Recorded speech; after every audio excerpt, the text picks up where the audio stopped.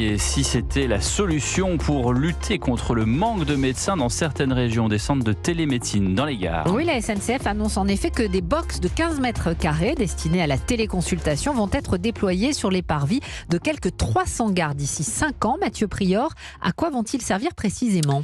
Eh bien Hélène, l'objectif est de faciliter l'accès aux soins des personnes habitant dans un désert médical. Elles n'ont pas forcément de médecin à côté de chez elles. En revanche, 90% des Français vivent à moins de 10 km d'une gare. Alors la prise de rendez-vous se fera sur place ou sur Internet, sur Doctolib par exemple. Le prix de la consultation sera le même qu'une consultation chez votre médecin. Mais comment ces télécabines vont-elles fonctionner ?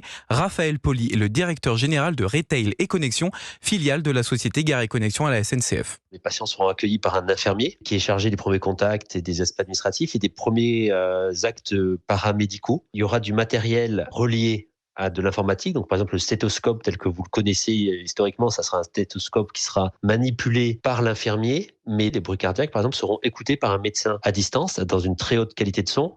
Pour déployer cette offre, la filiale de la SNCF a choisi la société Loxamed qui avait déjà installé des centres de dépistage du Covid-19 sur les parvis des grandes gares françaises fin 2020. Un projet qui peut rapprocher les médecins de leurs patients, mais il ne fait pas l'unanimité.